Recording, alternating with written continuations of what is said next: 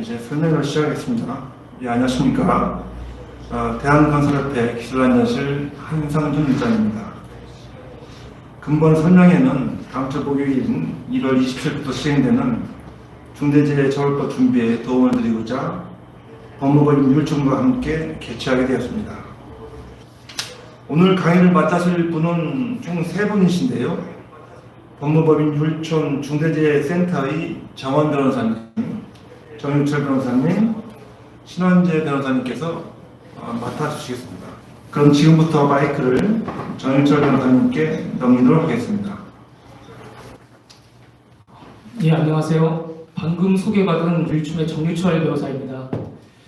먼저 소중한 기회를 마련해 주신 대한건설협회 및 회원사분들께 깊이 감사의 말씀을 드립니다. 이제 법 시행이 다음 주 목요일로 약 일주일 정도밖에 남지 않았습니다. 이에 대다수의 업체 회원사분들께서는 중처법 법령에 맞추어 관련 규정과 시스템을 구축하였을 것으로 예상합니다.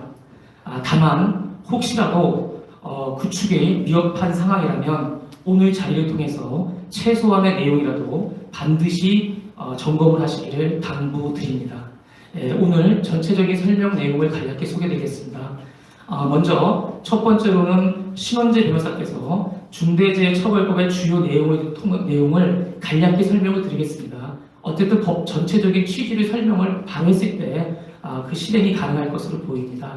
바로 이어서 핵심 Q&A 및 문의사항에 관련하여 정원 변호사님이 상세히 소개를 드리도록 하겠습니다. 각각 약 30분 정도 이렇게 진행을 하겠습니다. 그리고 마지막으로는 저는 현재 건설업체가 과연 그러면 우리는 지금 무엇을 준비할 것인가, 법에서는 시스템을 구축을 하라고 했는데 과연 통상의 지금 다양한 회사들은, 업체들은 어떤 준비를 하고 있는가, 비록 늦었더라도 지금은 무엇을 해야 되는가, 이런 것을 한번 논의드리도록 하겠습니다. 자, 그럼 바로 마이크를 이어서 신원재 변호사님께 넘기겠습니다. 네, 방금 소개받은 법무법인 율촌의 신원재 변호사라고 합니다. 잘들 아시다시피 이제 다음 주 1월 27일이 되면은 중대재해처벌법이 시행될 예정입니다. 이 법에 대해서 다들 이제 언론에서 많은 이야기를 하고 있고 각사가 여러모로 준비를 하고 계신 것으로 알고는 있습니다. 다만 이 법에 대해서 이제 어떤 준비를 하심에 있어서 가장 우선이 되고 가장 중요한 것은 무엇보다도 이 법의 내용이 무엇이냐라는 부분을 정확히 숙지를 하시고 그 내용을 제대로 파악하시는 것이 가장 첫걸음이고 가장 중요한 부분이라고 생각됩니다. 그렇기 때문에 이 자리에서는 다들 잘 아시겠지만 그래도 다시 한번 중대재해처벌법이 어떤 법이고 이 법에서 말하고 있는 안전보건 확보 의무가 무엇인지 여부에 대해서 간략하게 말씀을 드리는 자리를 가져보도록 하겠습니다. 크게 네 부분으로 나눠서 설명을 드리도록 하겠습니다. 먼저 이 중대재해처벌법이라는 새로운 법률이 제정된 배경, 그리고 이 중대재해처벌법 이 어떤 법이냐에 대한 전체적인 개관 부분을 말씀을 드리고 중대재해처벌법에서 요구하고 있는 안전보건 확보 의무의 내용이 무엇이냐라는 부분에 대해서 뒤이어 말씀을 드리도록 하겠습니다. 끝으로 중대재해처벌법이 시행됨으로 인해서 어떤 변화가 있게 될 것으로 예상이 되고 또 그런 변화에 맞추어서 어떻게 대응을 하는 것이 적절할 것이냐라는 부분에 대해서도 설명을 드릴 수 있도록 하겠습니다. 언론을 통해서 많이 들어보셨을 것으로 예상됩니다. 이 중대재해처벌법은 제정 당시부터 많은 논의가 있었고 또 2021년 작년 1월에 공포가 된 이후에 시행까지 1년의 시간이 지났습니다. 이 과정에서 이 법이 과연 어떤 취지로 제정된 법률이냐에 대해서도 많은 논의가 있었습니다. 앞에 보시는 화면은 중대재해처벌법 제정 이후에 법문에 명시된 제정 이유입니다. 마지막 부분을 보시면 이 법의 제정 이유를 아실 수가 있는데 이 법은 사업주와 경영 책임자 및 법인 등을 직접 처벌함으로써 근로자를 포함한 종사자와 일반 시민의 안전권을 확보하고 기업의 조직 문화 또는 안전관리 시스템 미비로 인해 일어나는 중대재해 사고를 사전에 방지하고자 하는 목적을 가지고 제정된 법률입니다. 중대재해처벌법 같은 경우에는 조문 수가 많지는 않습니다. 총 16개 조문으로 구성되어 있는 법률이고 정식 명칭은 중대재해처벌 등에 관한 법률입니다. 서두에 말씀드렸다시피 중대재해처벌법 그리고 중대재해처벌법 시행령은 공히 다음 주 2022년 1월 27일부터 시행될 예정입니다. 중대재해처벌법이 어떤 법이냐에 대해서 간략히 말씀드리겠습니다. 중대재해처벌법은 중대재해라고 해서 중대산업재해와 중대시민재해로 구성이 되어 있고, 이 중대재해가 발생을 한 경우에 그리고 그러한 중대재해가 경영 책임자 등의 안전보건 확보 의무 미이행으로 인하여 발생된 경우에 있어서 그 경영 책임자 등에 대해서 직접적인 형사적 제재를 가하고 뿐만 아니라 추가적으로 징벌적 손해배상 제도까지도 규정을 하고 있는 법이라고 이해하실 수 있을 것 같습니다. 중대재해는 기본적으로 중대산업재해와 중대시민재해 두 부분으로 구성이 되어 있습니다. 중대산업재해 같은 경우에는 산업재해 중에서 사망자가 1명 이상 발생하거나 동일한 사고로 인해서 6개월 이상 치료를 요하는 부상자가 2명 이상 발생하거나 또는 동일한 유해 요인으로 직업성 질병자가 1년 이내 3명 이상 발생한 경우 이를 중대산업재해라고 법에서 정의하고 있습니다. 반면 중대시민재해 같은 경우에는 원료, 제조물, 공중이용시설, 공중교통수단의 설계, 제조, 설치, 관리상의 결함으로 인해서 발생한 사고고 그 대상이 일반 시민, 일반 공중이라고 볼 수 있습니다. 사망자가 1명 이상 발생을 하거나 동일한 사고로 인해서 2명 이상 치료를 요하는 부상자가 10명 이상 발생을 하거나 또는 동일한 원인으로 3개월 이상 치료를 요하는 질병자가 10명 이상 발생을 하는 경우를 중대시민재해라고 규정하고 있습니다. 중대산업재해, 특히 여기 계신 많은 분들이 관심을 가지고 계신 중대산업재해 같은 경우에는 앞서 살펴본 바와 같이 동일한 유해 요인으로 인해서 직업성 질병자가 1년 이내 3명 이상 발생한 경우를 중대산업재해라고 정의하고 있습니다. 그렇다면 직업성 질병과 직업 관련성 질병이 무엇이냐라는 부분에서부터 명확히 이해를 할 필요가 있을 것 같습니다. 직업성 질병이라고 함은 작업 환경 및 일과 관련한 활동에 기인한 건강장애를 의미하는 것입니다. 구체적으로 중대재해처벌법 시행령에서 그 구체적인 경우를 나열하고 있지만 중금속, 유기용제 중독이나 생물체에 의한 감염 질환 또는 기온, 기압기에 의한 질병 등을 예로 들 수가 있습니다. 반면 직업 관련성 질병이라고 하면 작업 자세나 시간 등 업무의 요인과 고혈압, 당뇨 등 비업무적 요인이 복합적으로 작용해서 발생하는 것을 의미합니다. 크게 저희가 쉽게 예를 들 수 있는 것이 오랜 작업 시간으로 인해서 과로가 있게 되는 경우에 그리고 그로 인해서 불행한 사고가 발생하게 되는 경우에는 바로 이 직업 관련성 질병에 해당할 수 있을 것입니다. 중대재해처벌법은 크게 이 법에 따라서 안전보건 확보 의무를 이행해야 되는 주체가 그 안전보건 확보 의무의 대상에 대해서 안전보건 확보 의무를 다 해라 라는 것이 이 법의 요체라고 할 수 있을 것 같습니다. 그렇기 때문에 안전보건 확보 의무의 주체가 누구인지 여부에 대해서부터 명확한 검토를 할 필요가 있을 것 같습니다. 이 법은 안전보건 확보 의무의 주체로서 경영 책임자 등이라고 명시를 하고 있고 그 경영 책임자 등의 정의 규정을 보면 사업주 또는 경영 책임자 등이라고 함은 사업을 대표, 총괄하는 권한, 책임이 있는 자 또는 이에 준하여 안전보건에 관한 업무를 담당하는 자라고 정의를 하고 있습니다. 그렇다면 여기서 말하는 경영 책임자가 과연 누구이냐? 일반적인 회사에서 말하는 대표이사냐 또는 대표이사 이외의 제3자이냐라는 부분에 대해서 의문이 들 수 있는 부분이 있습니다. 이 부분에 관련해서 고용노동부의 고용노동과 관련한 해설서 등을 보게 된다면 기본적으로 일반적인 회사 같은 경우에는 대표이사가 경영 책임자 등에 해당할 것이라는 기본적인 전제를 토대로 최종 의사결정권을 누가 가지고 있냐, 특히 조직이나 예산 부분, 안전 관련된 조직이나 예산 부분에 대해서 실질적인 최종 결정권을 누가 가지고 있냐라는 부분을 토대로 경영 책임자가 누구인지 여부를 판단을 해야 된다라는 입장을 보이고 있습니다. 고용노동부가 여러 가지 경우를 나누어서 설명을 하고 있는 부분이 있는데 이 여러 가지 경우의 수는 직접 제가 설명을 드리기보다는 고용노동부의 해설서 또는 이 강의 자료를 보시면 충분히 이해하실 수가 있을 것 같습니다. 다음으로 이 안전보건 확보 의무의 대상입니다. 안전보건 확보 의무는 특히 중대산업재해 같은 경우에는 이 종사자에 대해서 안전보건 확보 의무를 다해야 한다라고 법이 규정을 하고 있습니다. 그렇다면 이 종사자가 과연 어떠한 자를 의미하느냐 처벌법은 종사자의 정의와 관련해서 기본적으로 본인의 근로자 뿐만 아니라 사업이 여러 차례 도급에 따라 행해지는 경우에는 각 단계의 수급인과 근로관계에 있는 사람, 그리고 각 단계의 수급인에게 대가를 목적으로 노무를 제공하는 사람도 모두 종사자에 포함된다라고 해서 종사자를 정의하고 있습니다. 그리고 여기서 말하는 대가를 목적으로 노무를 제공하는 자라고 함은 근로자 이외에 도급, 용역, 위탁 등 계약의 형식에 관계없이 그 사업의 수행을 위하여 대가를 목적으로 노무를 제공하는 자를 의미하며 특히 산업안전보건법에서 말하고 있는 특수형태 근로종사자도 이에 포함된다라고 보는 것이 적절할 것 같습니다.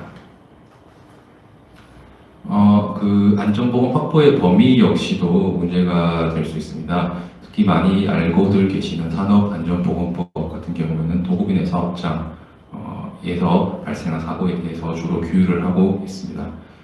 이에 반해서 중대산업재해 같은 경우에는 실질적으로 지배, 운영, 관리하는 사업 또는 사업장, 그리고 도급 용역 위탁 등이 있는 경우에는 제3의 종사자, 이 도급 용역 위탁이 있는 경우에는 도급인이나 용역을 주는 자 등이 시설, 장비, 장소 등에 대해서 실질적으로 지배, 운영, 관리한 책임이 있는 경우에 그 도급 제3자의 종사자에 대해서도 책임을 부담한다라고 규정을 하고 있고, 중대시민재해는 이보다 좀 더 폭넓은 확보 범위를 정하여 두고 있습니다. 그렇다면 이 중대재해처벌법에서 말하는 안전보건 확보 의무가 무엇이냐라는 부분이 가장 중요하고 가장 면밀히 살펴봐야 될 부분으로 보입니다. 안전보건 확보 의무, 특히 법 제4조에서 말하고 있는 중대산업재해와 관련된 안전보건 확보 의무 같은 경우에는 그 규정을 조금 이렇게 나누어 보면은 먼저 사업 또는 경영 책임자 등이 사업주나 법인 또는 기관이 실질적으로 지배, 운영, 관리하는 사업 또는 사업장에서 종사자의 생명, 신체 안전, 보건상의 유해 또는 위험을 방지할 의무를 안전, 보건 확보 의무라고 정하고 있습니다.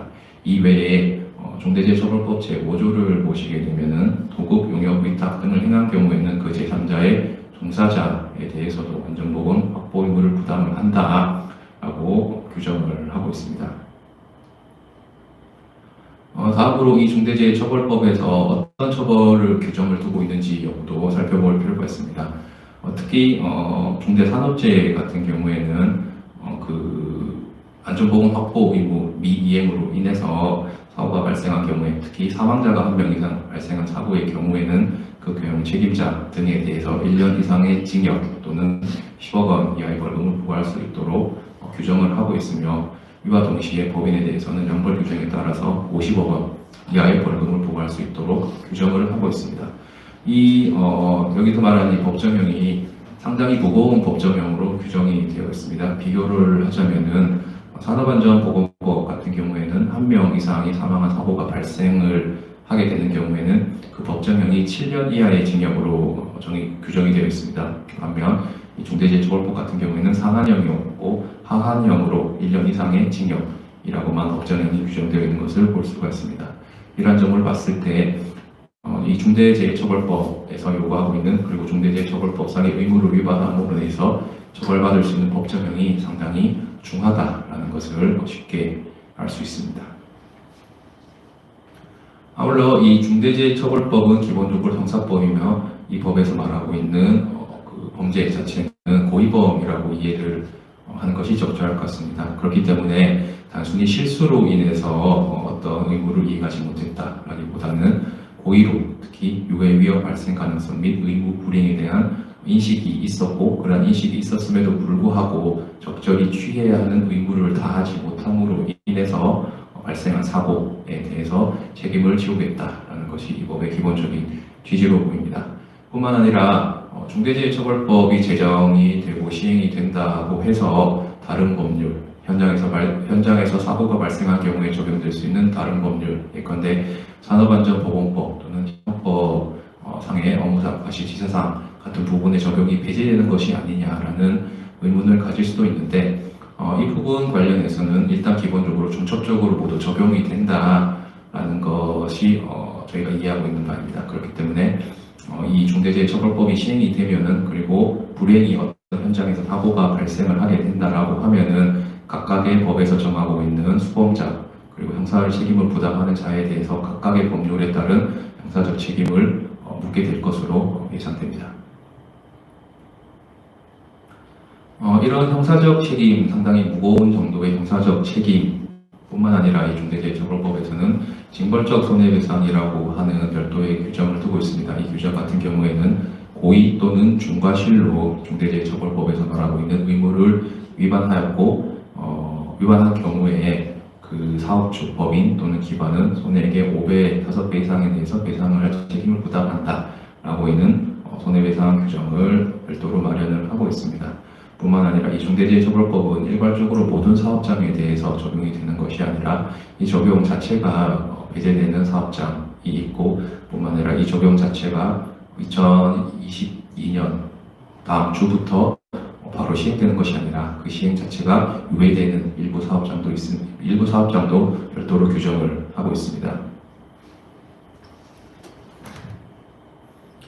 중대재해처벌법 같은 경우에는 그 일부 추상적인 규정 또는 일반적인 규정에 대해서 시행령에게 그 구체적인 내용을 위임을 하고 있습니다. 예를 들어서 질병성, 직업성 질병의 범위 또는 안전보건 확보 의무의 내용 등에 대해서는 시행령에게 위임을 하고 있고 특히 안전보건 확보 의무 중에서 안전보건 관리체계의 구축 같은 경우에는 시행령에게 그 구체적인 내용을 위임을 하고 있고 중대재해처벌법 시행령이 여러 가지 조치사항을 규정을 해두고 있습니다. 그렇기 때문에 안전보건 확보 의무를 다하기 위해서는 중대재해처벌법 시행령에서 말하고 있는 안전보건 관리체계 구축 방안을 충분히 숙지를 하고 거기서 말하고 있는 여러 가지 조치사항을 다하기 위해서 많은 노력을 기울여야 할 것으로 보입니다.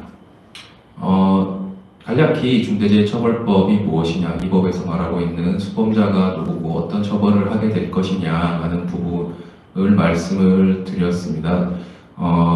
이 법에서 어찌 보면 가장 중요한 부분이 이제 안전보건 확보 의무를 다해야 한다.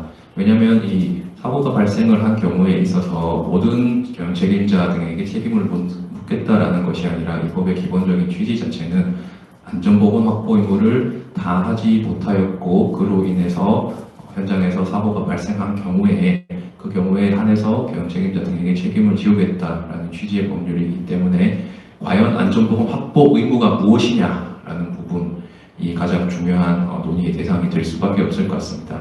그리고 이 중대재해처벌법 또는 이 중대재해처벌법 시행령 역시 이 안전보건 확보 의무의 내용이 무엇이냐라는 부분에 대해서 많은 규정을 두고 있고 뿐만 아니라 특히 중대산업재해 같은 경우에는 고용노동부에서 여러 번의 해설서 또는 가이드라인 또는 Q&A를 발간을 하면서 과연 이 안전보건 확보 의무가 무엇이고 어떻게 해야 이 안전보건 확보 의무를 준수를 할 수 있을지 여부에 대해서 여러 가지 입장도 밝히고 있습니다. 그렇기 때문에 이 세 번째 파트에서는 안전보건 확보 의무의 내용이 무엇이냐라는 부분을 중점적으로 설명을 드릴 수 있도록 하겠습니다.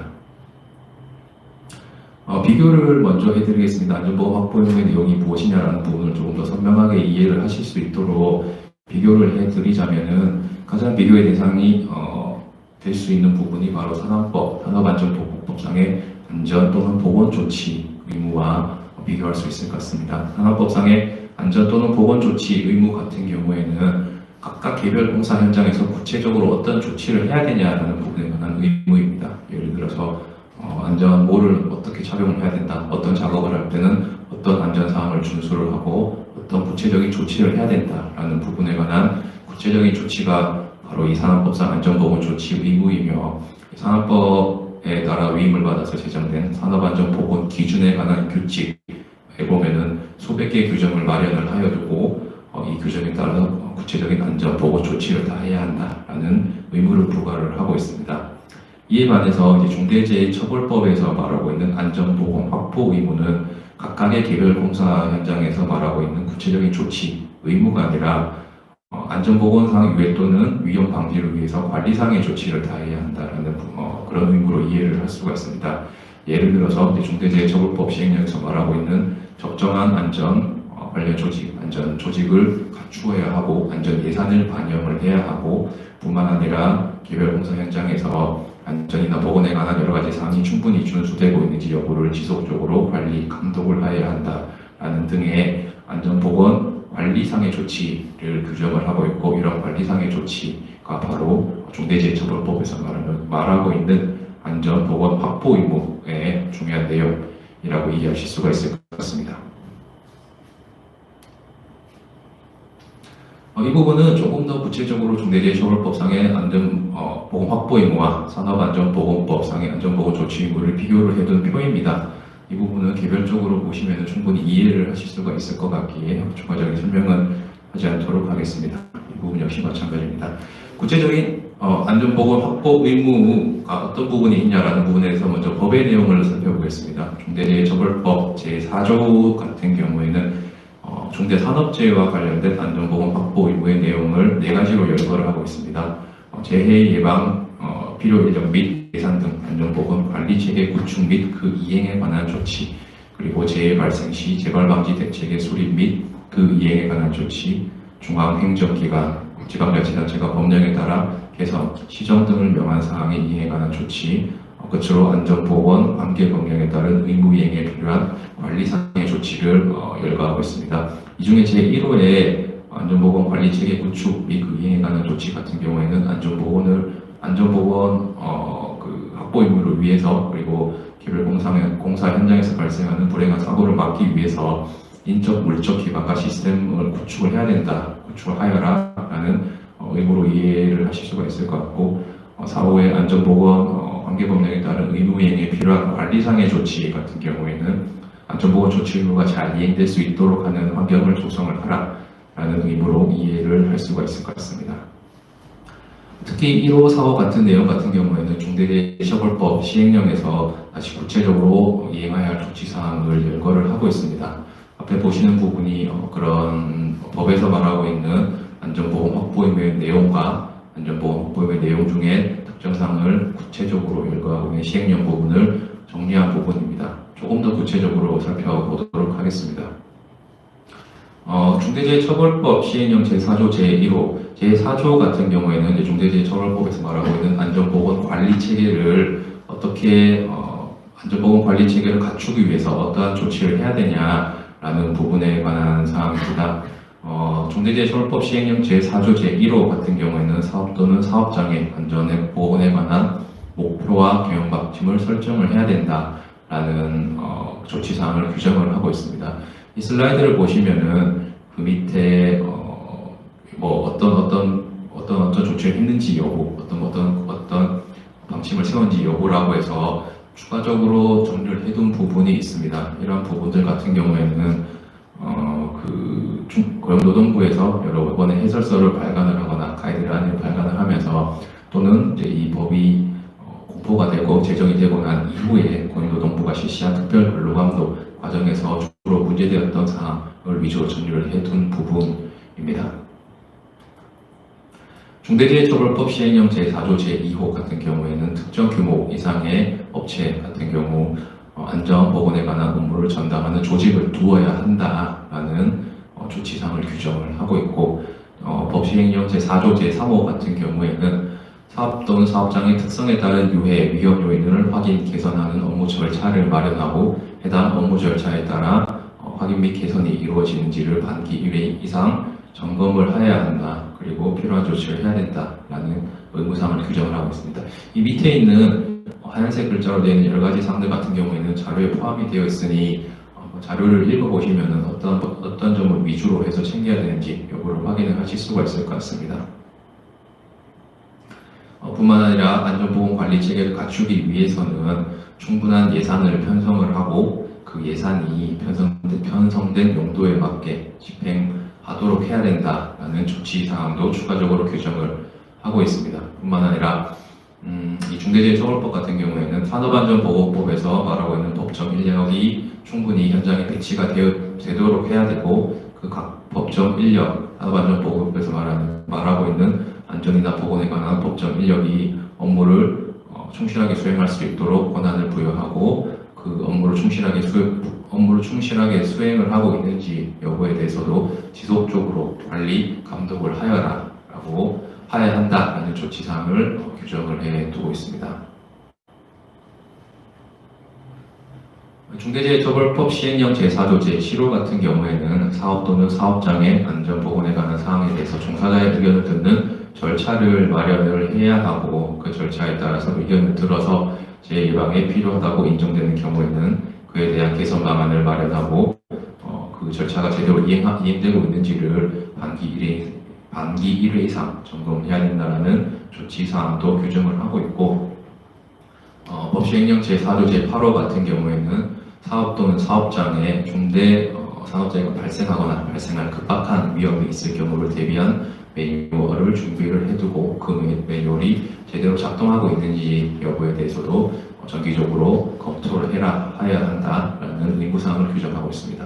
뿐만 아니라 법제 시행령 제4조 제9호 같은 경우에는 제3자에게 업무를 도급주거나 도급하거나 용역을 주거나 위탁하는 경우에 그 제3자가 안전이나 보건에 관한 역량을 충분히 갖추었는지 여부를 지속적으로 검토를 하고, 제3자가 안전보건 업무를 충실히 수행할 수 있도록 충분한 지원을 해야 된다라는 그런 조치사항을 규정을 하고 있고, 이러한 부분이 제대로 이행되고 있는지 여부를 정기적으로 점검을 해야 한다라는 조치사항도 의무사항도 규정을 해두고 있습니다. 그리고 이 중대재해처벌법 시행령 제5조 같은 경우는 안전보건관계법령에 따른 의무이행에 필요한 관리상의 조치를 해야 된다라는 부분을 구체적으로 다시 어떤 조치를 해야 되냐라는 부분에 대해서 규정을 하고 있습니다. 쉽게 말씀을 드리면 이 부분 같은 경우에는 각각 개별 공사 현장에서 안전보건관계법령이 충분히 준수되고 있는지 여부를 지속적으로 관리, 감독하고, 개별 공사 현장에서 안전보건관계법령이 준수되고 있지 않은 점이 확인이 된다라고 하면은 그 부분을 시정하기 위해서 조직적 그리고 예산적, 인력적인 지원을 다 해야 한다라는 의무사항이 있고, 또 각각 개별 공사 현장에서 필요한 법정 교육이 모두 이루어지고 있는지 여부에 대해서도 지속적으로 관리, 감독하고, 그 교육이 이루어지고 있지 않다면은 그런 부분을 시정하기 위해서도 충분한 조치를 다 해야 한다라는 점을 규정을 하고 있습니다. 이 부분 관련해서 앞서 보시는 바와 같이 과연 그러면은 각각 개별 공사 현장에서 준수를 해야 되는 안전보건관계법령이 무엇이냐라는 부분이 의문에 있을 수가 있습니다. 이 부분 관련해서는 이제 그 중대재해처벌법 그리고 법 시행령이 제정이 되면서 어떤 법이 과연 안전보건관계법령에 포함된다라는 부분이 명시적으로 포함이 되어 있지는 않습니다. 다만 이 건설 분야 같은 경우에는 저희가 쉽게 예상할 수 있는 산업안전보건법이라든지 건설기술진흥법, 건설산업기본법이 당연히 이런 관계법령에 포함될 것으로 보이고, 그리고 지금 한창 제정 논의가 진행 중인 건설안전특별법 역시도 제정이 되게 되면은 당연히 안전보건관계법령에 포함이 될 수 있을 것으로 보입니다. 이 부분 관련해서 한 가지 추가적으로 말씀을 드리고자 한다면은 지금 최근에 이제 광주 지역에 작년에도 그렇고 지금 올해도 그렇고 광주 지역에 많은 그 인명 피해가 난 사고가 두 차례가 있었습니다. 그 사고 두 차례에 있어서 공통된 사고 원인 또는 주요 사고 원인으로 지적되고 있는 부분이 바로 불법 하도급이라는 부분이 있고, 안전관리 계획을 제대로 준수하지 않았다라는 부분이 있을 수가 있습니다. 이 불법 하도급 같은 경우에는 건설산업기본법에서 말하고 있는 규정하고 있는 하도급 그리고 재하수급의 자격 등을 재하수급이 금지되는 공사에 있어서 다른 하도급을 하거나 또는 자격이 없는 자에게 하도급을 하는 등 건설산업기본법을 위반을 하였다는 부분이 문제가 될 수 있고, 그 안전관리 계획서 같은 경우에는 건설기술지원법에서 작성하도록 하고 있는 이 안전관리 계획서를 제대로 지키지 못했다라는 부분이 문제가 될 수 있습니다. 이 부분을 말씀을 드리는 이유는 앞서 말씀드린 바와 같이 건설산업기본법이나 건설기술진흥법이 안전보건관계법령, 특히 건설 분야의 안전보건관계법령에 당연히 포함될 수 있는 상황에서 이런 불법 하도급이나 안전관리 계획서 미이행 같은 경우에는 건설 부분의 안전보건관계법령 미이행에 바로 직결되는 문제이고, 그렇기 때문에 이러한 부분의 미이행이 확인이 된다라고 하면은 이 부분이 중대재해처벌법상의 안전보건 확보 의무를 이행하지 않았다는 부분과도 바로 직결될 수가 있을 수 있기 때문에 이런 부분에 대해서도 많이 챙겨서 현장에서 이런 관계 법령이 충분히 준수될 수 있도록 관리와 감독을 잘 하실 필요가 있을 것 같습니다. 그렇다면 이 중대재해처벌법 시행이 불과 일주일가량 남은 현 시점에서 이 중대재해처벌법 이 중대재해처벌법이 시행되는 경우에 어떠한 변화가 예상이 되고 있고 또 어떻게 대응하는 것이 적절할 것이냐 여부에 대해서 간략히 말씀을 드리도록 하겠습니다. 이 법 시행 같은 경우에는 이제 앞서 살펴본 바와 같이 형사처벌의 대상 자체가 확대가 됩니다. 그간에는 그 공사 현장에서 사고가 발생을 하게 되면은 주로 각각 그 개별 공사 현장에 상주하는 분들, 공사 현장에 직접적으로 관여하셨던 분들 위주로 형사처벌 대상의 범위가 정해졌다라고 한다면은 이 중대재해처벌법은 직접적으로 경영 책임자 등이라고 하는 수범자를 정해두고 그 경영 책임자 등이 형사 책임의 대상이 된다라고 정해두고 있습니다. 그렇기 때문에 형사 책임의 처벌 대상 자체가 확대된다라는 부분은 당연히 예상을 할 수가 있고 뿐만 아니라 그 법제명이 상당히 강화되어 있다라는 부분을 볼 때 처벌이나 제재 역시 상당히 강화가 될 것으로 보입니다. 뿐만 아니라 이 징벌적 손해배상 제도가 도입이 됨으로 인해서 손해배상의 범위가 확대가 되고 이런 손해배상의 범위가 확대됨으로 인해서 피해자 또는 유족과의 합의 문제도 상당히 난항을 겪게 되지 않을까라는 부분도 예상을 할 수가 있을 것 같습니다. 이 고용노동부 같은 경우에는 이 중대재해처벌법 그리고 전반적인 사회적 여론을 통해서 확인을 할 수 있는 바와 같이 기본적으로 이 산업재해를 예방을 하기 위해서 여러 가지 활동을 하게 될 것으로 보입니다. 각각의 개별 기업 또는 현장에 대해서 근로감독을 다수 실시할 것으로 보이며 이런 이제 중대재해처벌법 시행에 따라서 기본적으로 기업의 경영 가치 역시도 많은 변화가 있지 않을까 생각이 듭니다.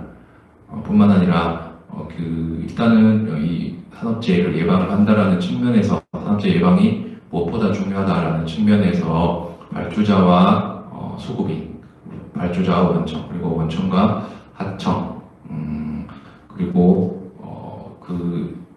원청과 하청 간에 이제 공사 금액을 어떻게 정해야 되냐 또는 공사 기간을 어떻게 설정해야 하는 부분에 대해서 많은 논의가 이루어질 것으로 보이고 그 과정에서 공사 금액 그리고 공사 기간에 대해서 어떤 구조적인 변화가 있지 않을까라는 부분도 충분히 예상을 할 수가 있을 것 같습니다. 그렇다면 안전보건 관리 체계를 어떻게 구축을 해야 되냐라는 부분이 가장 궁금하실 수 있는 부분으로 보입니다.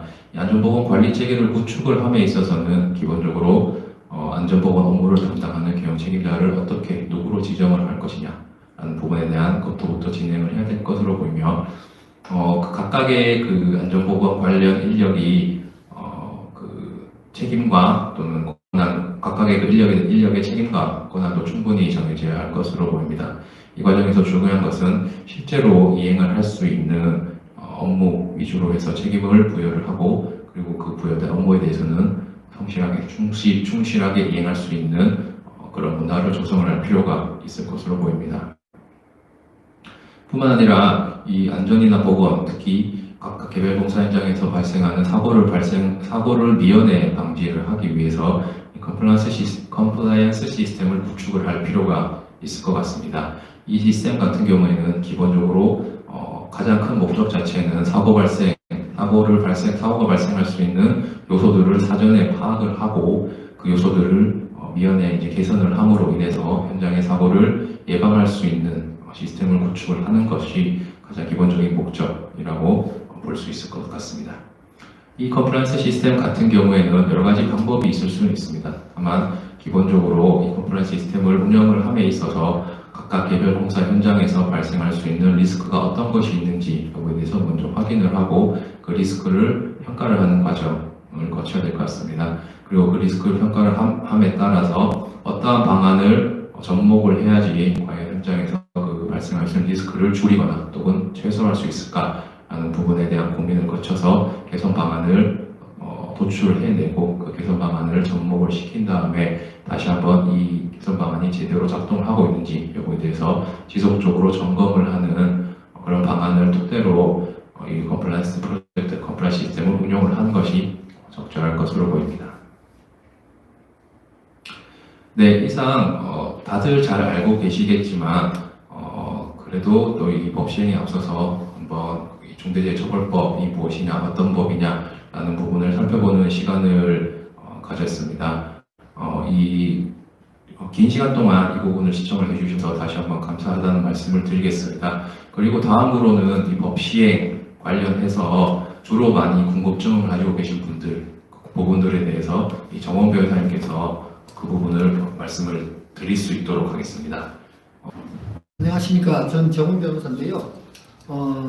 저는 중대재해 관련해서 많은 이제 그 질문 사항들이 있습니다. 그런데 그 중에서 핵심적인 질문 사항들을 한 10개 정도 선별을 해서 관련 내용에 대해서 말씀을 좀 드리도록 하겠습니다. 먼저 첫 번째는 중대재해처벌법의 적용 기준 및 시점에 관련된 문제인데요. 다 아시다시피 1월 27일부터 중대재해처벌법이 시행됩니다.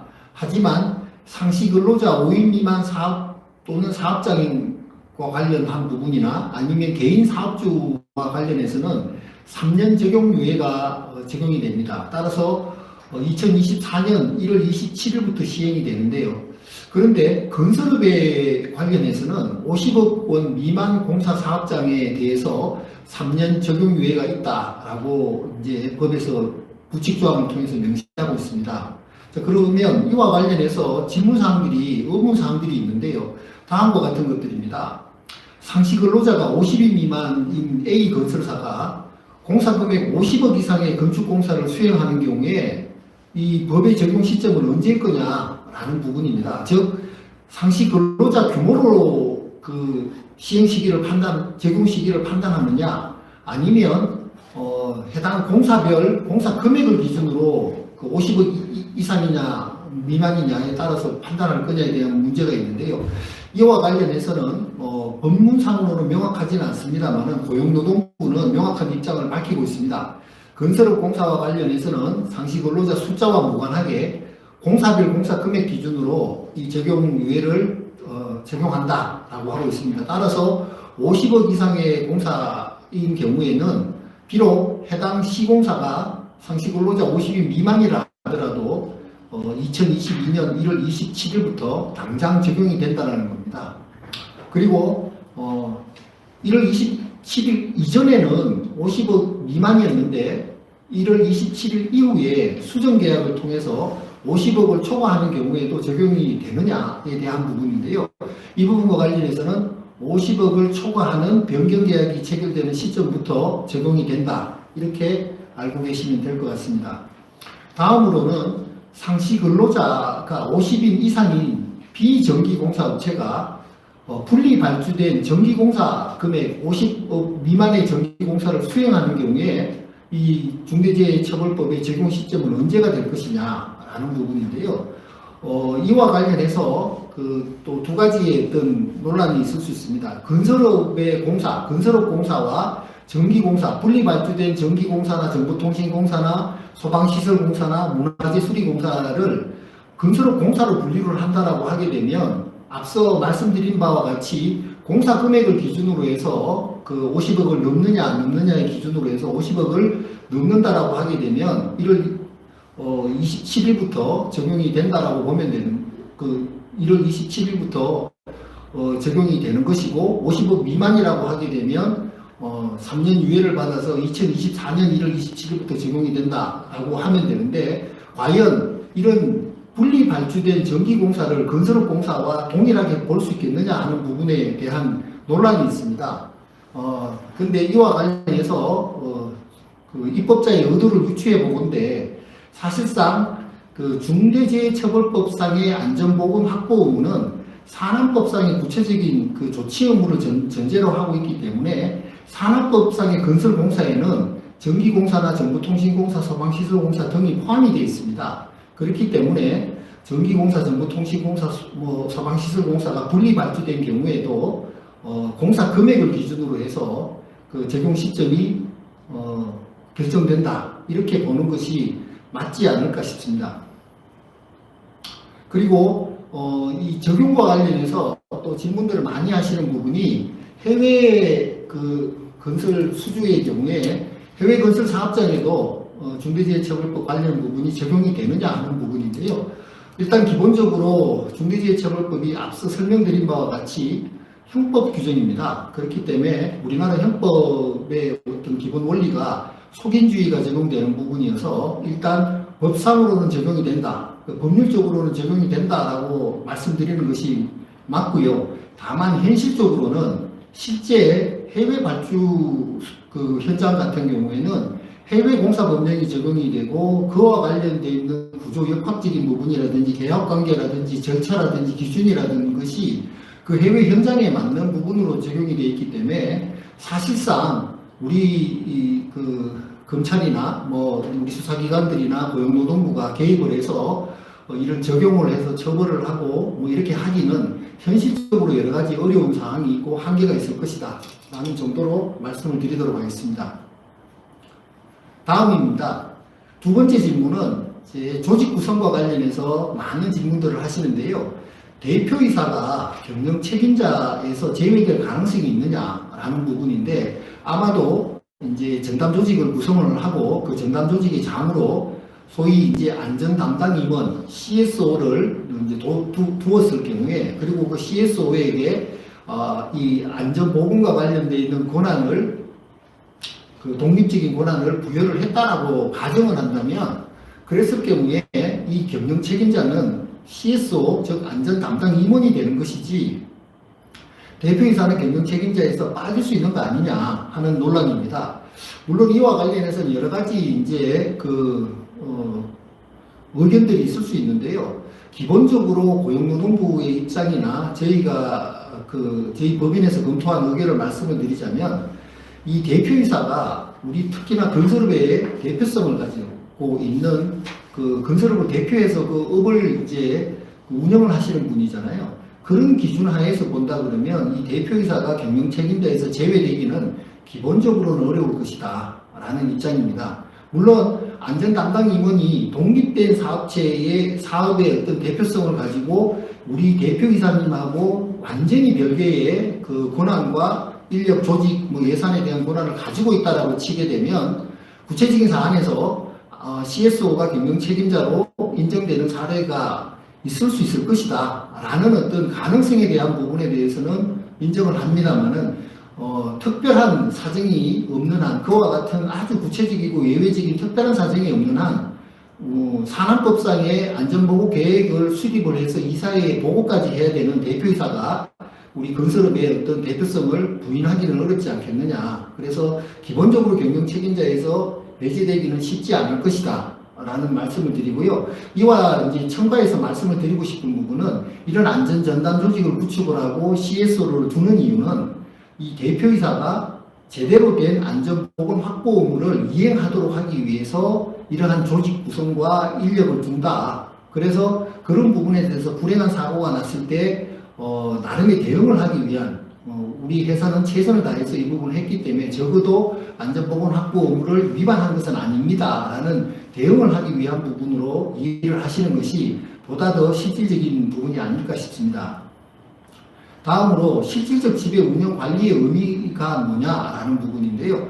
현재 지금 중대재해처벌법이 적용되기 위해서는 두 가지 요건이 있습니다. 하나는 실질적 지배 운영 관리를 하느냐, 두 번째는 실질적 지배 운영 관리를 함에도 불구하고 안전보건 확보 의무를 제대로 이행을 했느냐, 이 두 가지 기준으로 보게 되는데요. 그 선제적인 요건이 실질적 지배 운영 관리를 해야지 그에 대한 책임관계가 안전보건 확보 의무의 주체가 될 수 있다는 부분인데, 그렇다면 실질적 지배 운영 관리는 도대체 뭐냐 이런 부분인데요.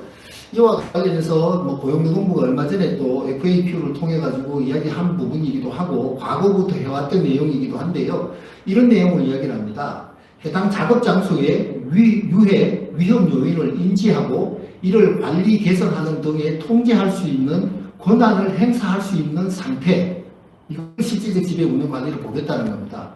그러니까 여기서 중요한 부분은 그러한 통제하고 개선하고 할 수 있는 권한을 행사할 수 있는 상태, 그러한 상태가 있느냐 아니냐에 대한 부분으로 판단을 하겠다는 건데, 물론 이제 이 부분과 관련해서도 뭐 일반인이 듣기에는 굉장히 어려운 말이죠. 그리고 사실은 이렇게 이제 그런 관리할 수 있는 상태, 권한, 가능성 이런 측면에서 본다라고 하게 되면 현실적으로 그 범위가 상당히 넓어질 수도 있겠다라는 그런 어떤 두려움이 있습니다. 그래서 그런 두려움이 있지만 기본적으로 고용노동부가 생각하는 부분은 이런 정도의 범위인 것 같습니다. 이 실질적 지배 운영 관리를 적어도 시공을 주도해서 총괄 관리할 수 있는 그런 상태, 그 부분을 실질적 지배 운영 관리하고 같은 의미로 보고 있는 거 아니냐 싶습니다. 그러니까 우리가 조금 더 현실적인 기준으로 생각할 수 있는 것은 과연 우리가 이 현장에 대해서 시공을 주도해서 총괄 관리를 할 수 있는 권한을 행사할 수 있는 상태냐 아니냐,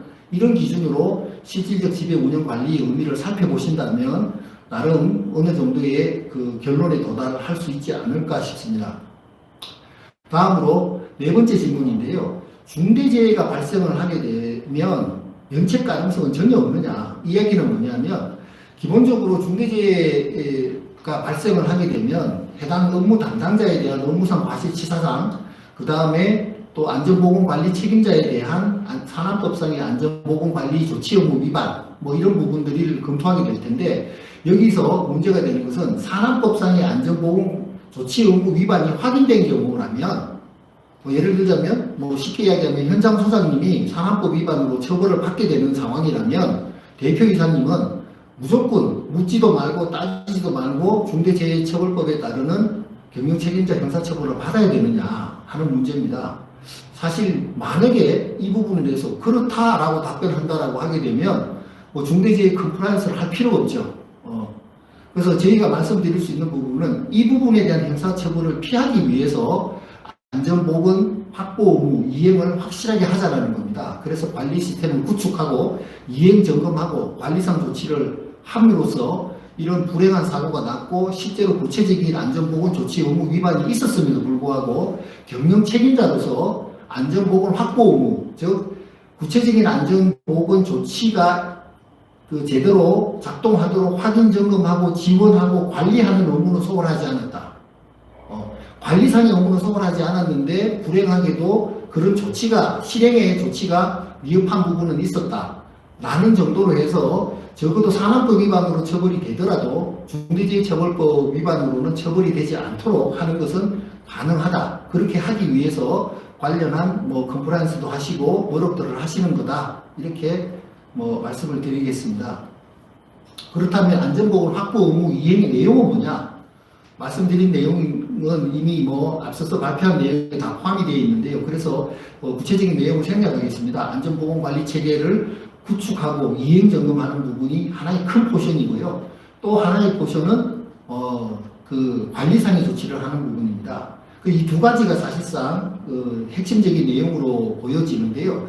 이 안전보건관리체계 구축 및 이행 점검과 관련해서 한 가지만 좀 말씀드리고 싶은 부분은 적어도 1월 27일 시행 이전에 또 뭐니 시행 이전에 뭐 도저히 이걸 준비를 못 하셨다 하더라도 빠른 시일 내에 준비를 하셔야 되는 부분은 관련해서 법이 요구하고 있는 최소한의 규정과 시스템을 만드는 부분인데요. 그 최소한의 규정과 시스템 세 가지 정도로 말씀드릴 수 있겠습니다.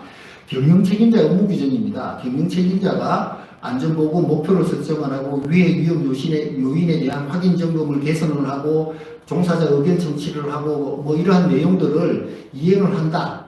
그런 부분을 어떤 그 절차와 기준에 따라서 이행을 한다라는 그런 업무 규정, 이 업무 규정은 반드시 필요하다 하겠습니다. 두 번째, 중대재해가 임박하거나 발생했을 경우에 대응하는 규정, 즉 중대재해 대응 규정, 이것도 꼭 이제 마련하실 필요가 있다는 거. 세 번째는 관련해서 사고는 협력업체, 하청업체 사고가 많습니다. 그렇다 보니까 우리 법에서는 협력업체 선정 및 관리 기준을 제대로 마련을 해라 라는 부분이 있습니다. 그래서 협력업체 관리 규정, 그러니까 이 세 가지 규정은 꼭 필연적으로 가지고 계셔야 된다라고 보시고요. 혹시 그런 이제 규정들을 안 갖추고 계시다라고 하게 되면 빠른 시일 내에 그런 규정을 도입을 하시고 마련을 하시는 것이 필요하겠다라고 말씀을 드리고, 관리상의 조치와 관련해서는 이제 뭐 이것도 어찌 보게 되면 굉장히 어려운 내용일 수도 있습니다만은 안전보건관계법령에서 요구하고 있는 내용들을 확인해서 처리를 하라.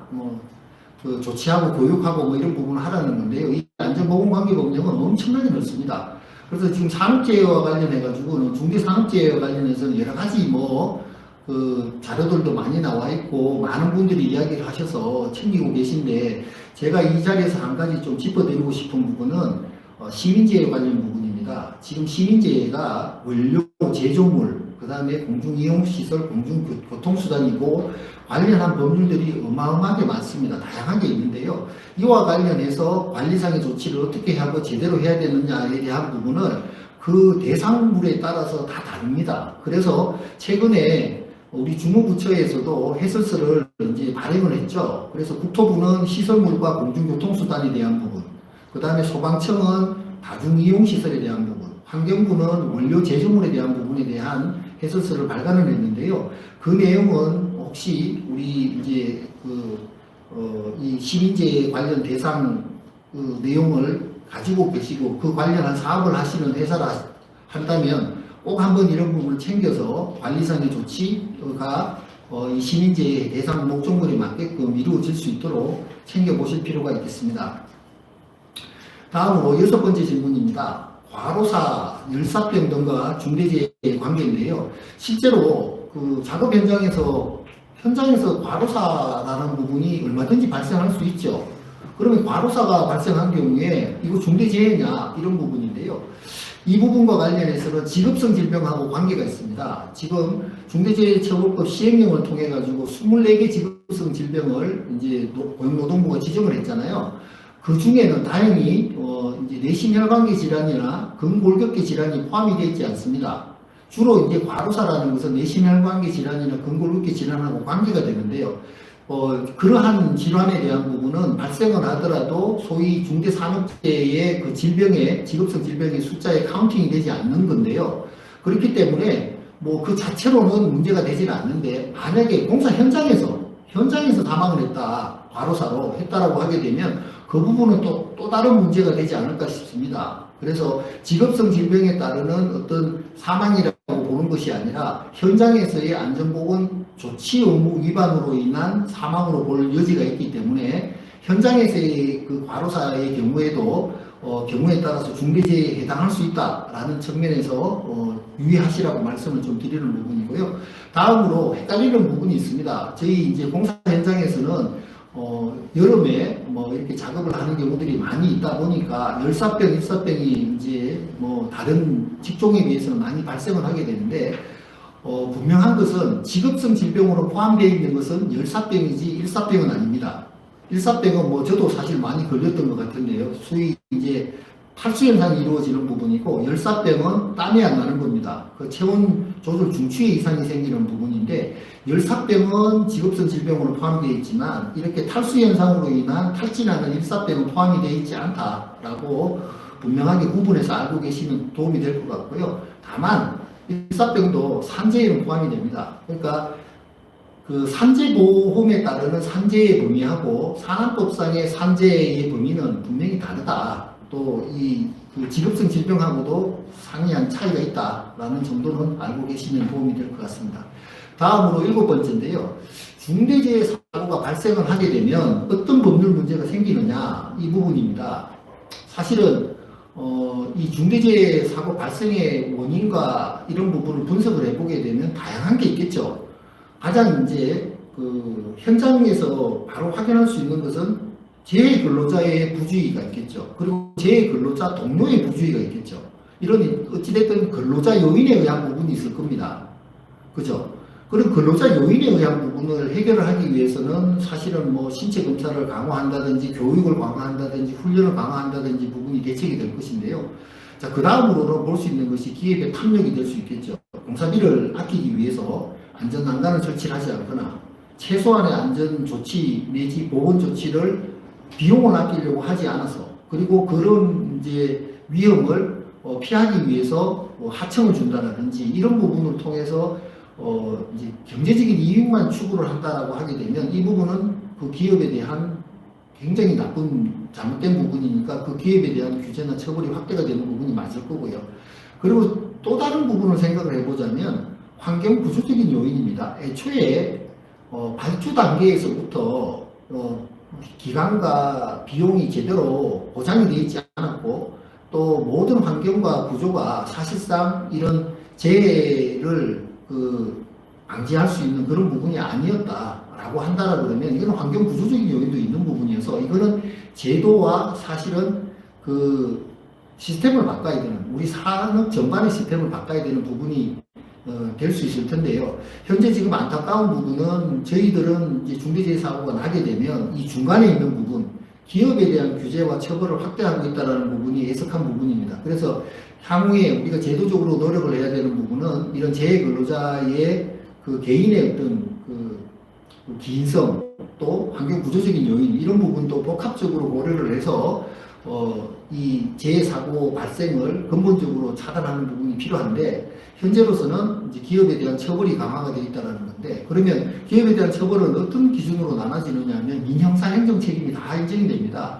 기본적으로는 사고가 나게 되면 형사적인 부분도 발동이 걸리겠죠. 업무상 과실치사상, 산안법 위반, 또 중대재해처벌법 위반 이런 부분도 있고요. 또 그것이 이제 착공부터 하자 보전 기간 내에 구조적인 주요 구조부의 어떤 중요 부분에 대한 파손을 또 손괴를 일으켜 가지고 공중에 위험을 발생한 경우 이런 부분과 관련해서는 건축법, 주택법, 건상법, 건진법, 전기공사법 이런 부분에서 별도의 또 형사처벌, 강력한 형사처벌 규정을 두고 있습니다. 어찌 보면 중대재해처벌법상의 형사처벌 규정보다 더 강한 처벌을 할 수 있도록 되어 있는데요. 실제 최근에 발생한 사고와 관련해서도 이런 법률의 적용을 지금 검토가 되고 있는 것으로 알고 있습니다. 이런 정도로 강력한 형사 책임이 있고요. 또 현장에서 바로 작업 중지 명령을 이제 고용노동부 장관이 작업 중지 명령을 발동을 하게 되는 부분에서 작업 중지에 따르는 어떤 계약 책임 이런 부분도 있고 또 민사적인 계약상의 책임, 손해배상 관계 이런 부분들이 있는데요. 또 종국적으로는 뭐냐면 행정제재로 이어집니다. 그 행정제재의 대표적인 것은 건상법상의 등록말소, 건설업 등록말소를 비롯한 영업정지, 그 다음에 건진법상의 영업정지 내지 등록 취소, 이런 강력한 이제 건설관계법령상의 행정제재가 있고요. 또 그것이 공공건설공사 현장인 경우에는 입찰 참가 자격 제한 처분이라는 공공발주 제한까지 이루어지고 있습니다. 현재 이러한 영업정지나 부정당 제재와 관련되어 있는 기준은 동해공사 현장에서 2명 이상이 사망한 경우를 기준으로 하고 있다는 점인데요. 특히나 이런 사고가 났을 경우에 조사를 하게 되면 또 3가지가 또 추가적으로 문제가 됩니다. 불법 하도급의 문제가 있을 수 있고요. 부실 시공의 문제가 있을 수 있습니다. 그리고 사실상 또 이제 근로기준법 위반을 포함한 다른 안전보건조치 의무 위반 등이 있을 수 있기 때문에 중대재해사고 발생을 하게 된다라고 하게 되면 그 공사 현장에서의 관련되어 있는 법률적인 책임이라는 것은 그 한 기업이 감내하기 어려운 그런 어떤 제재 내지 처벌을 받게 된다라는 부분으로 말씀드리겠습니다. 8번째 질문입니다. 안전보건관리 책임자도 아니고 경영 책임자도 아니고 이런 일반 직원이 동료의 사망사고와 관련해서 형사처벌을 받을 가능성은 없는 거냐, 동료의 중대재해사고와 관련해서 이 부분인데요. 사실 이 부분에서 제가 꼭 드리고 싶은 말씀이 있습니다. 회사분들하고 이야기를 하다 보게 되면 회사 직원 이제 일반 직원분들이 이런 이야기를 하십니다. 산안법상에서 산안법 위반으로 처벌받는 부분에 대한 처벌의 주체는 안전보건관리 책임자, 즉 현장 소장님이시고, 중대재해처벌법으로 처벌받는 처벌의 주체는 대표이사, 즉 경영책임자, 사장님이신데 나는 처벌 안 받는 거 아니에요? 이렇게 이야기를 하시는 건 굉장히 잘못된 생각이죠. 구체적인 사고는 실제 작업 현장에서 이루어지고 작업 현장에서의 누군가의 업무 담당자의 업무 소홀에 기인하는 부분입니다. 그것이 본인이 될 수 있는 것이죠. 다행히 본인이 안전보건관리 책임자도 아니고 경영책임자도 아니기 때문에 맞습니다. 산안법 위반이나 중대재해처벌법 위반으로 처벌은 안 받겠지요. 근데 뭘로 처벌받느냐? 일반 형법상의 업무상 과실치사 내지 치상으로 처벌을 받게 됩니다. 형법상 업무상 과실치사, 치상도 그 내용과 저거에 따라서 특히나 이런 공사 현장이 이루어진다고 하게 되면 처벌의 수위가 상당히 높아지게 되는 것이고요. 그 본인의 업무 소홀 때문에 부가적으로 현장 소장님이 안전산안법 위반으로 처벌받고 대표이사가 중대재해처벌법 위반으로 처벌받고 회사도 양벌 규정에 의해서 처벌받고 강력한 행정제재 받아서 회사도 사실상 경영의 위기를 초래해서 시장에서 사라지는 그런 결과가 될 수 있다는 겁니다. 따라서 이 사망사고 발생과 관련되어 있는 그 책임과 적용에 대한 부분을 정확하게 인지하실 필요가 있다라는 부분에서 이런 내용을 가지고 설명을 좀 드렸습니다. 다음으로 9번째 질문인데요. 중대재해 사고 발생에 따르는 주요 행정제재에 대해서 말씀을 좀 드리겠습니다. 실제 중대재해 사고가 발생을 하게 되면 당장은 회사에서 대응을 하시기에 형사사건이 아마 주된 대응이 될 수밖에 없습니다. 그래서 누가 처벌받냐, 그리고 구속되느냐 마느냐, 그 다음에 예를 들자면 재판이 진행이 된다 그러면 집행유예가 되느냐 아니면 벌금형으로 끝나느냐 이런 부분에만 관심을 가지시는데요. 가장 크게 마지막으로 문제가 되고 또 결정적으로 회사에 데미지가 되는 것은 이 형사처벌보다는 행정제재입니다. 그리고 이 행정제재의 요건도 굉장히 중요합니다. 그래서 이 행정제재의 요건, 내용들을 포함을 해서 초동 대응을 해야 됩니다. 그러니까 형사 초동 수사 대응을 하실 때 이미 어떤 부분에 대한 관계법령상의 행정제재가 어떤 게 있고 그런 부분에 대한 그 제재의 요건을 고려를 해서 그에 맞는 사실에 부합하고 또 회사에 이익이 되는 어떤 형사 대응을 초동 단계부터 하셔야 되는데요.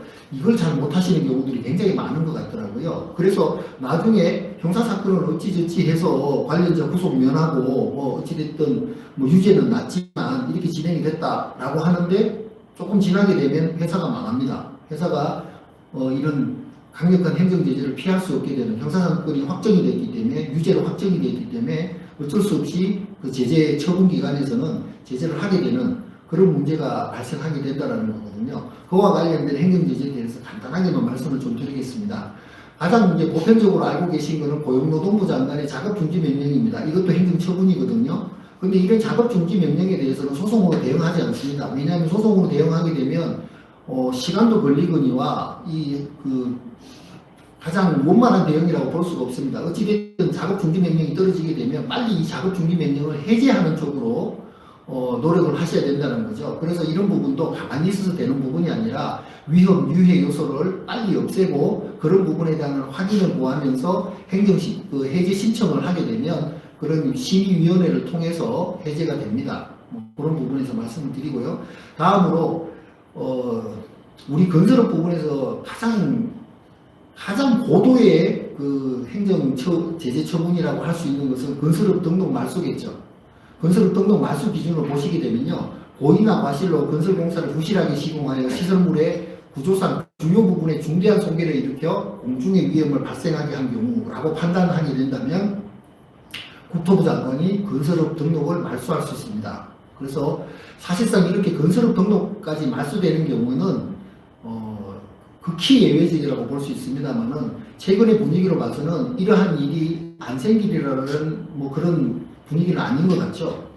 자, 그 다음에 등록 말소에는 안 이르더라도 영업정지를 하는 경우들이 있습니다. 영업정지와 관련해서는 산안법상의 중대재해가 발생시킨 건설사업자에 대해서 고용노동부 장관이 영업정지를 요청하는 경우입니다. 사건, 사고가 났을 경우에 그 내용을 확인하고 고용노동부 장관이 그 관할 시도지사에게 이제 영업정지를 요구를 하게 되면 시도지사가 영업정지 처분을 하게 되는데요. 그 기준을 보시게 되면 2명 이상인 경우에 3개월, 6명 이상인 경우에 4개월, 10명 이상인 경우에 5개월 이런 기준을 두고 있습니다. 그리고 그 건설산업기본법상의 영업정지와 관련해서 또 다른 내용들은 뭐냐면 고의나 중대한 과실로 부실 시공함으로써 주요한 부분에 중대한 손괴를 일으켜서 건설공사 참여자가 5명 이상 사망한 경우에는 1년 갑니다. 그리고 그러한 부분이 일반 공중에 인명피해를 끼친 경우에는 8개월 가고요. 단순히 그냥 구조안전에 지장을 초래하거나 내용기간에 현저한 단축을 한 경우는 6개월 가고 이런 식으로 해서 영업정지의 기준을 굉장히 세분화되어 있다라는 부분이죠. 그래서 최근에 뭐 발생한 사고와 관련해서도 이러한 1년 영업정지의 대상에 해당하느냐가 검토될 가능성이 매우 높아 보입니다. 다음으로 건설산업기본법상에 보게 되면 이러한 부분의 행정제재로 또 머무르는 것이 아니라 공공건설공사 하도급 참여 제한을 하도록 되어 있습니다. 그래서 여기 보시게 되면 산업재해로 사망자가 연간 2명 이상 발생한 사업장에 대해서는 5년을 기준으로 해서 1차에 한해서는 2개월, 2차 이상, 2, 3, 4차 이렇게 이제 발생할 경우에는 4개월 동안 공공건설공사 하도급 참여 제한을 하게 되는 겁니다. 이건 뭐냐면 공공건설공사 발주를 하게 됐을 때 시공사가 되는 부분에 대한 내용이 아니라 시공사의 하청업체도 못 되도록 하는 그런 어떤 행정처분인데요. 이러한 행정처분도 조만간 다수의 그 처분이 부과될 것으로 예상이 되고 있습니다. 그래서 이런 내용들도 알고 계실 필요가 있다는 거고요. 다음으로는 건설 엔지니어링 사업자의 경우, 감리나 뭐 설계하시는 분, 그런 사업자의 경우에는 등록 취소가 될 수 있습니다. 아까 보셨던 중대재해가 발생을 하거나 아니면 사람에게 위해를 끼치거나 부실공사를 초래한 경우, 이런 경우에 건설 엔지니어링 사업자 등록 취소가 될 수 있다는 거고요. 그런 취소에 안 이루더라 하더라도 영업정지나 과징금이 부과가 될 수 있습니다. 그래서 사람에게 위해를 끼치거나 부실공사를 초래한 경우에는 그리고 그런 경우에는 영업정지 최대 12개월까지 가능을 하게 되고 그 결함의 정도에 따라서는 영업정지 6개월 또 과징금을 대체 부과할 수 있는 그런 기준들이 이렇게 다양하게 마련이 되어 있습니다. 이런 부분과 관련해서는 사실상 중대재해처벌법에서 이야기하고 있는 중대산업재해나 시민재해가 다 공이 여기 다 포함이 될 수 있다, 이렇게 이해하시면 될 것 같습니다. 그리고 건설기계관리법상에도 사업정지 및 등록 취소와 관련된 기준을 두고 있습니다. 관련 내용 참고하시기 바라고요. 그 다음에 주택법상으로도 주택건설사업자 등록 말소를 하는 그런 그 규정을 두고 있습니다. 그리고 공공발주 현장인 경우에는 국가계획법상 2차 참가 자격 제한 처분을 하게 되는데, 보시다시피 2명 이상 사망한 경우에는 1년 이렇게 하도록 되어 있고요. 또 안전대책을 소홀히 해서 그 공중에게 생명 신체상의 위해를 가한 경우에는 1년간 제한 처분을 하도록 되어 있습니다. 지방계약법에서도 동일한 내용이 있는데, 지방계약법에서는 아직까지 이 제재 기준을 가중해서 처벌하는 걸로 변경을 아직 안 해놓은 상태인데, 그래서 국가계약법보다는 다소 약한 영업정지 입차 참가 자격 제한 기준을 두고 있지만 조만간 개정이 될 것으로 예상이 됩니다. 다음 10번째 질문인데요. 건설공사 발주자도 중대재해처벌법 위반으로 처벌될 수 있는지, 있다면 발주자는 발주 시에 어떤 점에 유의해야 하는지에 대해서 말씀을 좀 드리도록 하겠습니다. 시공사가 하청업체의 근로자의 사망과 관련해서 그 실질적 지배 운영 관리를 하고 있는 그 안전보건 확보 의무의 주체가 된다는 부분에 대해서는 이론의 여지가 없습니다. 그런데 그럼 발주자도 이런 중대재해처벌법 위반의 그 피의자가 될 수 있겠느냐 하는 부분에 대한 건데요. 이와 관련해서 논란이 참 많습니다. 왜냐하면 산안법에서는 건설공사 발주자에 대해서는 안전보건 조치 의무의 주체에서 제외를 하고 있잖아요. 그리고 건설공사 발주자를 어떤 의미로 보고 있냐 하면 시공을 주도해서 총괄 관리를 하지 않는 자라고 합니다. 시공을 해서 총괄 관리를 하지 않는 도급인을 건설공사 발주자로 분류를 하고 있고, 일반적으로 건설공사 발주자는 이런 시공을 주도하거나 총괄 관리를 하지 않는다, 이렇게 보고 있는데요. 문제는 뭐냐면 중대재해처벌법에서는 그러한 기준을 두고 있지 않고 오로지 실질적 지배 운영 관리를 하는지 안 하는지만 보고 처벌의 대상을 삼고 있거니와, 또 경영 책임자의 공공발주기관장도 포함된다라는 규정을 두고 있기 때문에 발주자도 경우에 따라서는 중대재해처벌법 위반의 피의자가 될 수 있다라고 보고 있는 것 같습니다.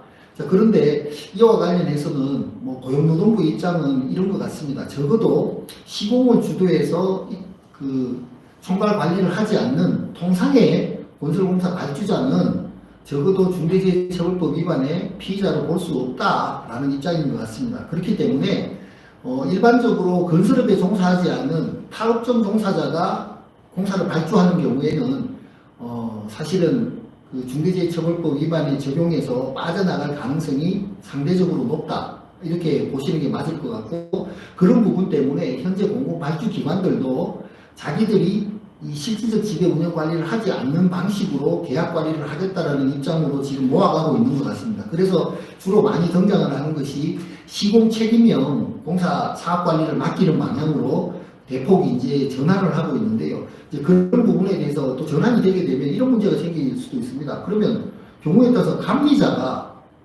이런 그 경영 책임자가 될 수 있느냐, 이런 논란이 있는데 고용노동부에서 분명히 밝혔다시피 감리자는 시공을 주도하는 자는 아니죠. 그래서 감리자는 경영 책임자가 아니다라고 명시적으로 밝히고 있습니다. 그렇기 때문에 감리업체가 사실상 중대재해처벌법 위반으로 통상의 감리업체가 처벌받기는 쉽지 않아 보이는데, 예외적으로 시공을 사실상 관여하는 감리가 있을 수 있잖아요. 요새 소위 이야기하는 시공 책임형 건설 사업 관리를 하시는 경우라면, 그런 경우에는 중대재해처벌법에 적용 가능성이 있다. 이 정도로 이해하시면 될 것 같습니다.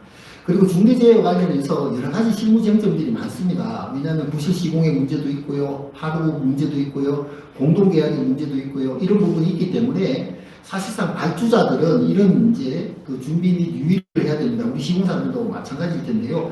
발주자로서 준비를 유의를 해야 되는 내용들을 한번 살펴보게 되면, 기본적으로 그 실질적 지배 운영 관리의 가능성이 있다라고 한다 그러면 안전보건 관리 체계를 구축을 해야 될 것이고요. 그리고 또 특정 공사의 발주에 앞서서 적정 공사비와 충분한 공사 기간을 보장을 해줘야 됩니다. 그리고 그 다음으로 이제 결정을 해야 되는 부분이 직접 발주할 것인지, 직접 직영 직감을 할 것인지, 아니면 시행업체나 뭐 이런 부분에 시공 책임형 사업 관리를 맡길 것인지를 결정을 해야 되겠죠. 후자로 가게 된다라고 하게 되면 아무래도 중대재해처벌법 적용 리스크가 상대적으로 감소하겠다라는 부분이고요. 전자로 간다라고 하게 되면, 직경 직감을 한다라고 하게 되면 그 감독과 그 관리를 강화를 해야 될 겁니다. 그래서 관련된 내용으로서 입찰 계약 제도에 대한 강화가 있게 될 건데, 아마도 낙찰자 결정 기준, 즉 적격 수급인 선정과 관련돼서는 이 부분에서 신경을 반드시 써야 된다는 것이고요. 또 뭐 사안에 따라서는 안전서약서를 진구를 한다라든지 안전보건 특약을 설정을 한다라든지 그런 부분도 있을 수 있을 겁니다. 그리고 안전보건에 관련돼 있는 뭐 절차 기준 마련하고, 뭐 안전관리비, 산업안전관리비 내역 집행 하고, 뭐 작업일보 관리하고, 뭐 이런 부분이 있을 수 있고요. 또 한 가지 이제 우리 시공사와 관련해서 말씀드릴 수 있는 부분은 발주자가 작업 기간을 단축을 한다라든지 하도 이런 부분은 절대로 해서는 안 된다는 겁니다. 이거 산업법에도 나와 있는 내용인데요. 작업 기간을 함부로 단축을 이제 발주자가 시키게 되면 이거는 분명히 문제가 생기는 겁니다. 그래서 작업 기간을 단축을 못 한다라는 부분이 있기 때문에 시공사의 입장에서, 발주자의 반대되는 시공사 입장에서는 만약에 책임 없는 사유로 해서 공기를 연장을 하거나 공사비를 정액을 받아야 되겠다라고 할 경우에는 돌발 공사를 할 것이 아니라 공기 연장을 요청을 하고 추가 공사비를 요청하는 방식으로 공식적으로 대응을 하시라는 겁니다. 과거에는 이런 부분이 안 먹혔겠지만 지금부터는 분위기가 달라질 수밖에 없습니다. 왜냐하면 발주자가 이런 부분을 안 받아주고 그런 상황에서 중대재해사고 났을 경우에 발주자의 책임이 자유롭지가 않습니다.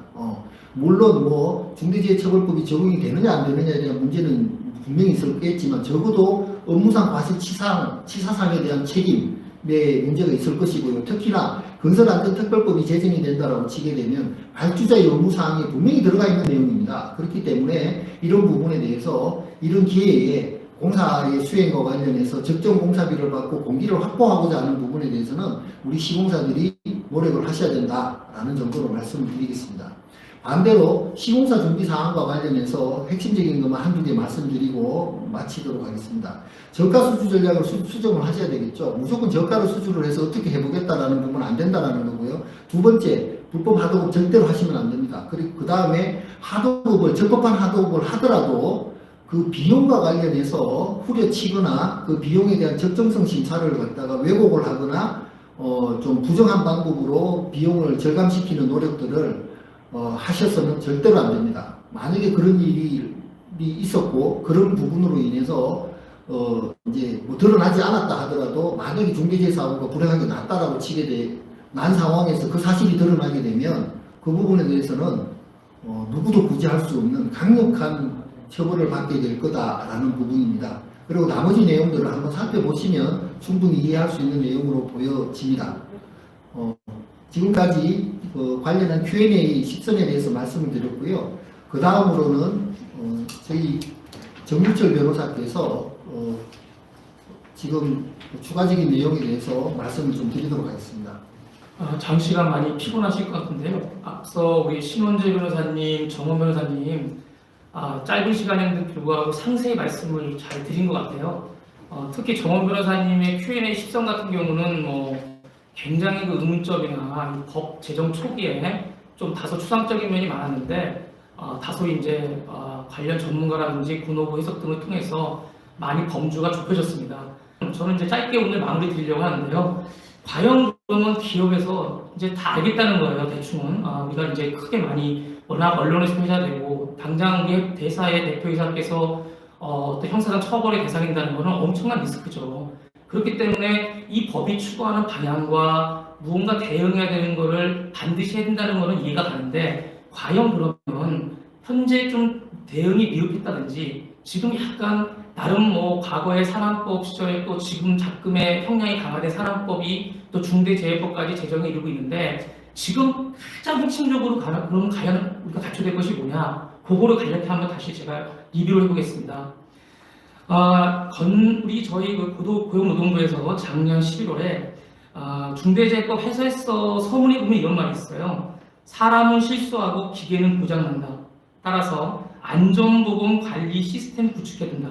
결국 안전보건 관리 시스템을 구축하라는 거죠. 그걸 누가요? 법령에서 지금 구속요건적 의무로 강조하고 있는 겁니다. 보시다시피 앞에서 우리 신원재 변호사께서 자세히 이거 도표로 설명을 드렸는데 이 중대재해처벌법은 특별형법이에요. 5.18 강조특별법, 자본시장에 관한 법률에도 특별형법으로서 어떤 처벌 조항이 있죠. 투자에 관한 유의사항, 다수의 투자자를 보호하기 위해서 마찬가지입니다. 이 지금 중대재해처벌법은 대표이사 등이라는 경영 책임자를 처벌하는 특별형법이기 때문에 그런 형법상 구속요건이라는 게 필요합니다. 근데 바로 형법상 그 구속요건은 보시다시피 여기 15가지라는 거죠. 그럼 과연 이 15가지의 구체적인 구속요건적 주의 의무를 잘 갖춘 경우에는 당연히 형사상 면책 가능성이 높아질 것이고 이것이 미흡한 경우에 사고로 연결된다면 크나큰 리스크가 있는 것입니다. 따라서 제가 마무리로서 강조드리고 싶은 것은 잠시 전 정원 변호사님께서 말씀하신 이 3가지 규정을 담아서 이 한 페이지로 간단히 설명드리고 싶어요. 그러니까 조직진단, 저희에게 맞는 조직진단을 통해서 대표이사의 면책 가능성을 높일 수 있는 안전보건 전담 조직을 반드시 갖춰야 되는 거죠. 그 인원수라든지 어떤 환경이라든지 조건에 대해서는 고용노동부에서 자세히 안내하고 있습니다. 또 법령상 안내가 되어 있습니다. 그거는 좀 살펴봐 주시면 되고요. 혹시 궁금증이 있으면 저희에게 또 문의를 주셔도 좋습니다. 그 다음은 바로 오른쪽 가운데 있는 이 15가지의 구속요건적 주의 의무, 즉 안전보건 확보 의무를 위반한 치사죄, 한 명이 사망사고가 한 명이라도 생기면 1년이죠. 아주 굉장히 중하면입니다. 아시다시피. 따라서 그 15가지 의무를 우리는 이런 시스템, 이런 규정, 이런 가이드라인을 통해서 잘 구축하고 있다. 적어도 시스템을 완비하고 있다. 이것은 가장 필수입니다. 예를 들어서 이제 일주일이 지나서 1월 27일 이후에 어떤 사유로든 이 법의 저촉사항이 발생한다면 가장 조사 주체들은 이 법에서 강조하는 구속요건적 주의 의무인 이 15가지를 우리 회원사분들의 회사에서 사업장에서 제대로 이행하고 있는지를 가장 먼저 볼 것이에요. 보통 압수수색을 하거나 저희가 조사를 할 때 가장 먼저 확보하는 게 뭡니까? 그렇죠. 바로 그런 규정이나 법률적 구속요건 의무를 갖췄는지를 확인하는 겁니다. 따라서 오른쪽에 맨 마지막에 정리했듯이 저희가 이런 시스템을 통해서 기대하는 효과는 저희가 만에 하나라도 중대재해가 발생한 경우에 경영 책임자가 안전보건 확보 의무를 충실히 하였음을 입증하고자 하는 겁니다. 즉 변호사가 아무리 입회를 하고 아무리 저희가 성실히 그동안 안전보호 의무를 수행하였다 하더라도 그것을 입증할 수 있는 수단이 없다면 그거는 굉장히 허무한 일일 것입니다. 따라서 다시 한번 이 한쪽의 면으로 제가 정리를 했는데요. 이거를 보시고 조직진단에서부터 가장 필수적인 규정과 지침은 이제 며칠 안 남았네요. 그렇죠? 가능한 이 부분에 대해서는 꼭 당부드리고 싶습니다. 마지막으로 저희가 하나 더 소개해드리겠습니다. 저희가 오늘 이제 정원 변호사, 신원재 변호사 전부 다 율촌의 중대재해센터에 이제 소속이 되어 있습니다. 그래서 이게 오늘 뭐 저희 강의가 끝나면 한번 율촌 중대재해센터를 한번 유튜브 검색창에서 쳐주세요. 그러면 오늘 저희가 기본적으로 소개하고요. 뭐 예를 들면 고용노동부에 오래 계셨던 고모님이라든지 또 관계 공무원 경험이 있으신 분이라든지 실제 산업재해 관련해서 많은 그런 이제 업무 수행을 하신 분들께서 상세하게 분야별로 저희가 안내를 드리고 있습니다. 그래서 한번 요거를 꼭 보시면 참고가 될 것입니다. 마찬가지로 저희가 건설협회 사이트를 통해서도 상세히 안내해 드리도록 하겠습니다. 조금 이제 마지막에 좀 빨리 말씀드렸는데요. 양해를 부탁드리고요. 다시 한번 비록 짧은 기간밖에 안 남았는데 잘 준비를 해서 부단히 억울함이 없도록 잘 준비될 수 있고 실질적으로 우리 안전에 어떤 보다 더 좋은 상태가 될 수 있도록 기원을 드리겠습니다. 이상 마치고요. 마지막으로 한상준 부장님 마무리 말씀 듣도록 하겠습니다. 감사합니다. 오늘 강의해 주신 세 분 변호사님께 감사드리고요. 오늘 설명회가 회사에서 법을 준비하는데 많은 도움이 되셨으면 좋겠습니다. 앞으로도 회원사분들의 고충을 덜어드리는데 필요한 일이 있다면 마다하지 않고 추진해 나가도록 그렇게 하겠습니다. 좋은 의견이 있으시면 언제라도 협회로 문의 주시기 바랍니다. 그럼 이것으로 중대재해처벌법 설명회를 모두 마치겠습니다. 감사합니다.